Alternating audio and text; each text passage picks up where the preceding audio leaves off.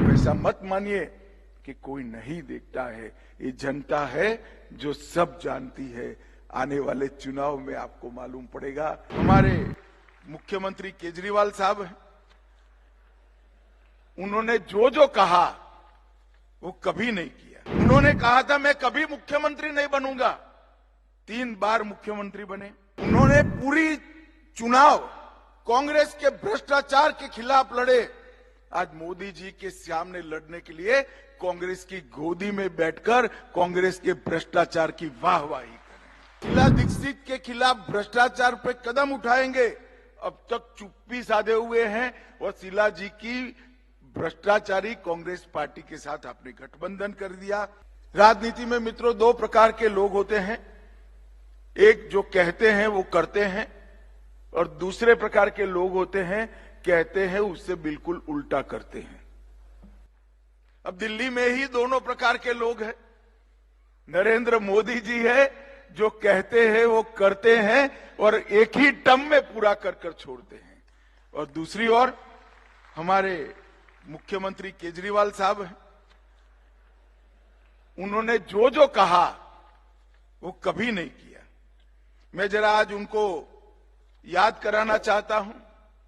मैं उस वक्त दिल्ली में ही रहता था, अन्ना का आंदोलन चल रहा था। मंच पर से बड़े जोर जोर से कहते थे कि हम कभी राजनीति में नहीं जाएंगे, हमारा भरोसा करिए। यही केजरीवाल कहते थे।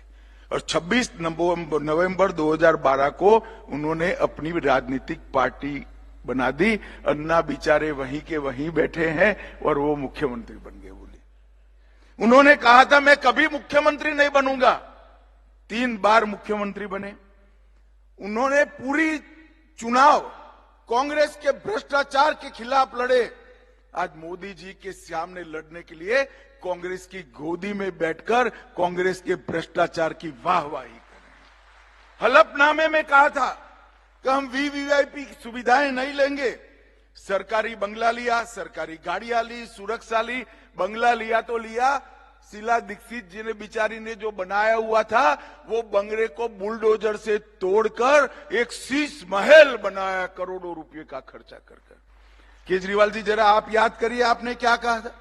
जन लोकपाल के लिए आपने आंदोलन किया था, उसकी धज्जियां उड़ाने का काम किया। शीला दीक्षित के खिलाफ भ्रष्टाचार पे कदम उठाएंगे। अब तक चुप्पी साधे हुए हैं और शीला जी की भ्रष्टाचारी कांग्रेस पार्टी के साथ आपने गठबंधन कर दिया, और आज दिल्ली में फिर से एक बार आप भ्रष्टाचार की गंगा बहाने का काम किया।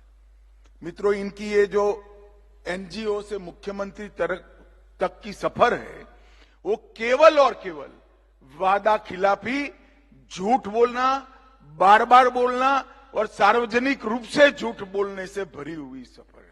और उनके भ्रष्टाचार के लिए भी आज कांग्रेस पार्टी के भ्रष्टाचार की हम बात करते हैं।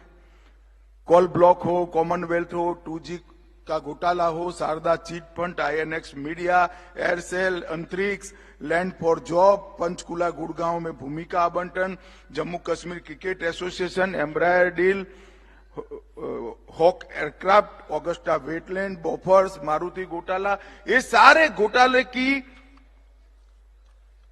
निंदा करने वाले केजरीवाल जी स्वयं आज क्या हुआ बताइए मुझे? दिल्ली में शराब घोटाला हुआ। ये शराब घोटाले में मुझे एक बात पर दिल्ली वासियों का खास ध्यान दिलाना है। पहली बार देश में ऐसा हुआ है कि किसी राज्य का शिक्षा मंत्री शराब घोटाले में जेल में गया है। जिनका काम शिक्षा का प्रचार और प्रसार करने का था, उन्होंने शराब का प्रचार और प्रसार करा, 2875 करोड़ का घपला किया और आज जेल में बैठे हैं। मनीष सिसोदिया भी जेल में, संजय सिंह जेल में, केजरीवाल जाते नहीं है जवाब देने के लिए। दिल्ली जल बोर्ड 78,000 करोड़ का घोटाला, बंगला घोटाला 125 करोड़ का, और शीश महल के रिपेयरिंग में 9 करोड़ का घोटाला, क्लासरूम घोटाला लगभग बने ही नहीं, और 5,000 करोड़ का हेरफेर है। मोहल्ला क्लिनिक के नाम पर घोटाला किया, नकली दवाई के वितरण पर घोटाला किया, लेबोरेटरी के टेस्ट में घोटाला किया, सार्वजनिक वाहनों में लगाने वाले पैनिक बटन में घोटाला किया, बस खरीदी की योजना में घोटाला किया, और ये कहते हैं कि हम कट्टर ईमानदार व्यक्ति हैं। अब किसी पहले दूसरी कक्षा के शिक्षक को कट्टर ईमानदार की व्याख्या समझाते दिक्कत आ जाए, ऐसा केजरीवाल जी आपने कर दिया है।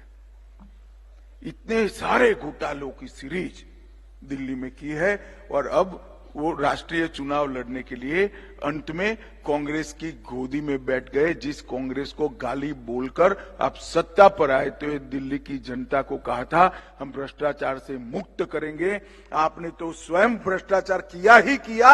इसके साथ में कांग्रेस के भ्रष्टाचार को एक्नोलेज करने का काम भी केजरीवाल जी आप कर रहे हो। आप ऐसा मत मानिए कि कोई नहीं देखता है, ये जनता है जो सब जानती है। आने वाले चुनाव में आपको मालूम पड़ेगा, आप कितने भी नियम नीति छोड़कर गठबंधन करिए, आएगा तो मोदी ही 400 पार कर तीसरी बार मोदी जी देश के प्रधानमंत्री बनने वाले हैं। मैं पूरे देश का दौरा किया है, 125 से ज्यादा सीटों पर गया हूं। मैं आपको बताता हूं मित्रों, उत्तर गया, दक्षिण गया, पूरब गया, पश्चिम गया, मध्य में रहा, हर जगह पे आज युवा हो, महिला हो, बुजुर्ग हो, सभी लोग नरेंद्र मोदी के समर्थन में खड़े हुए दिखते हैं, क्योंकि 10 साल के अंदर मोदी जी ने देश को समृद्ध किया है, शिक्षित किया है, मोदी जी ने देश को सुरक्षित किया है, और इस देश से आतंकवाद और नक्सलवाद को समाप्त करने का काम हमारे। नमस्कार, मैं हूं मानक गुप्ता।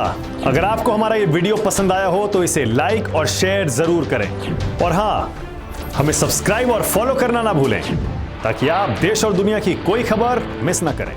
तो जुड़े रहिए हमारे साथ और देखते रहिए न्यूज़ 24।